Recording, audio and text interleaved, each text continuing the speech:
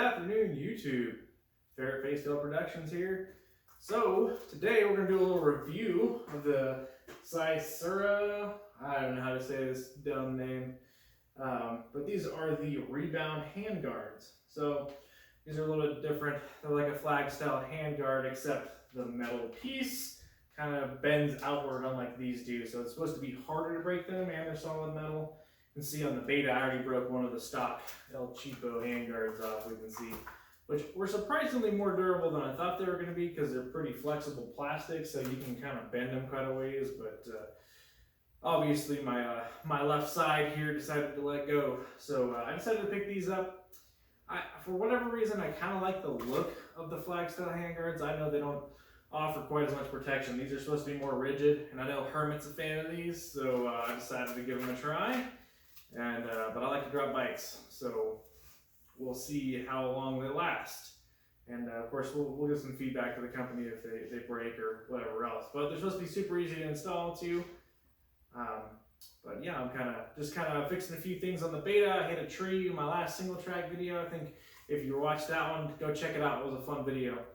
That was my, we'll throw a link up to it. I don't remember what I call my videos anymore, but I kind of bent up my dash on the beta a little bit. And luckily, I mean, it's a simple plate to bend back together, and there was not really an instrument cluster to break, so that was nice. There's a CBS list. Oh, fuck. It's okay, I'm just laying down. You alright? Oh, yeah, I'm fine. Oh, shit. Oh.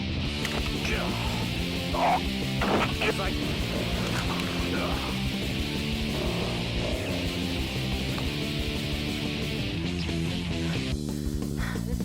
So I'll do a little plug into this video right here. I started a second YouTube channel called Taming the Tamascan. This is my 2-year-old Tamascan. They're a Czech wolf dog, kind of, sort of, dog. So awesome dogs. If you're into animals, dogs, whatever. If your wife's into animals, dogs, or whatever, send them over to my other channel. We have fun. It's cute. My daughter's on there. So I definitely appreciate the support on that channel too. Okay, back to the task at hand. So let's kind of take a look at the packaging real quick. So these are made in the USA. So I thought that was pretty cool. If memory serves, I think I paid about $60 for them. I didn't approach the company this time around, but yeah, we'll send them the feedback regardless. But they're supposed to be ultra tough for motocross and off-road, unrestricted freedom of movement, and quick and easy installation. So we'll see how that is. So these are the current handguards that are on here, these flag styles. So this is the broken one. So you can see that's snapped right off. So I was routing it underneath, so I'm probably going to do the same with these. And these are just the stock beta ones. They don't really offer any sort of protection for single track, that's for sure. All right, so the instructions are on the back of the box. So that's how simple they pretty much are. Got this prep. Basically, you're going to put the brackets above or below. You want to decide it before you put your actual front plastic shrouds on. That's the assemble part. Put the plastic handguards on, and then you just bolt it. And that's pretty much the diagram of how they go together. And that's what attracted me to this in a lot of ways, was that these are super easy to put on. So if it's durable, why not, right? All right, just gonna remove the old ones.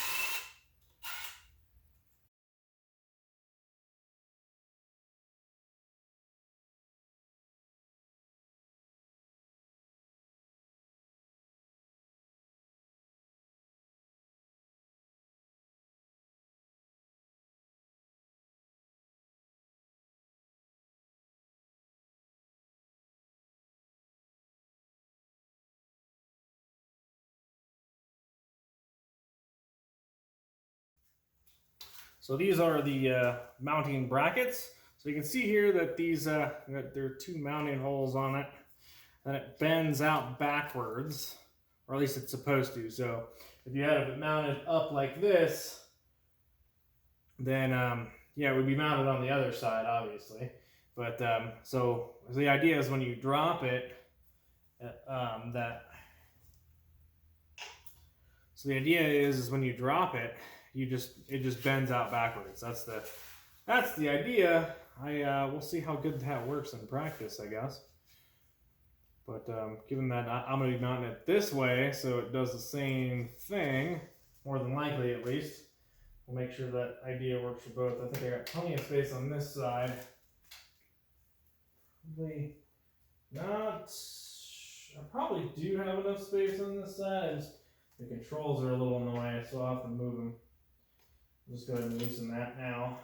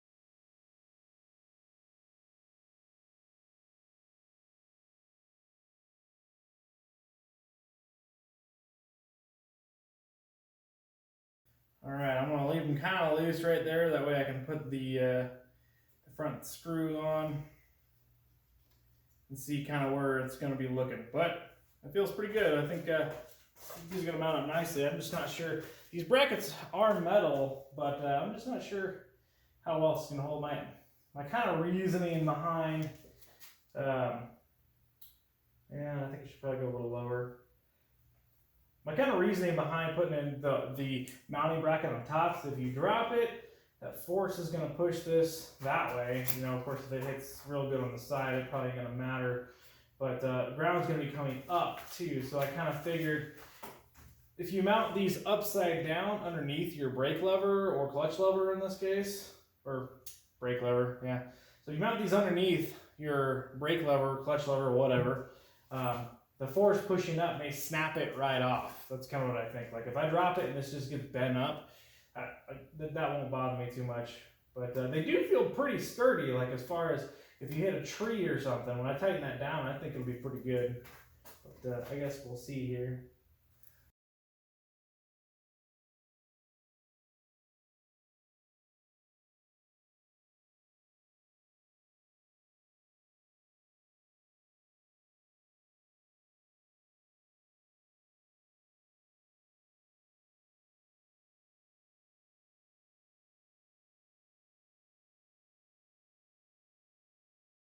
And for those of you wondering, I do have my lovely impact here on its lowest setting. So the maximum amount of foot-pounds of torque it can do is about 39 foot-pounds, which still could be enough to break it, but I think if you're being careful, you don't have to worry about that kind of thing with something like this. But generally, I just kind of get it snug on there, and then I'll tighten it with a ratchet just for peace of mind, unless I'm feeling super lazy, which most of the time I am, let's face facts.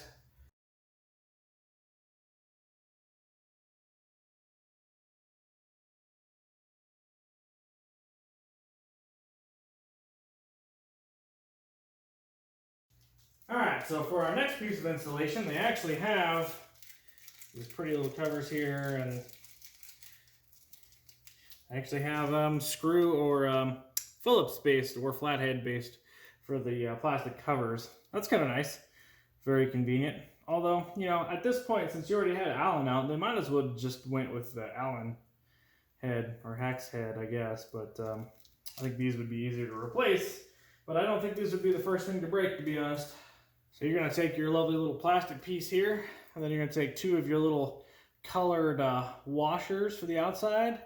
You're going to take one of these brackets that go in the back to hold the screw, which these do, I think, on the back side of these mounts here. You don't have to like hold it with anything. This will just stay in place because of the shape of the handle guard itself. And yeah, I need to grab another screw, and then we should be able to mount these on. Well, these feel pretty well made, and I suppose for the money, I mean, these aren't really your El Cheapo knockoff of Krebs kind of thing. They do feel made well, but they don't feel like, You know, I mean, obviously they don't feel like hundreds of dollars quality, but I do feel like they're made pretty good. And like I said, I've used these on Hermit Devlog. If you haven't checked out his channel, go check him out. But I've used these with his bikes quite often, and I've come to like them. And I've dropped his bikes a few times, and I haven't broken anything. So I'm gonna cross my fingers here and hope that I don't either.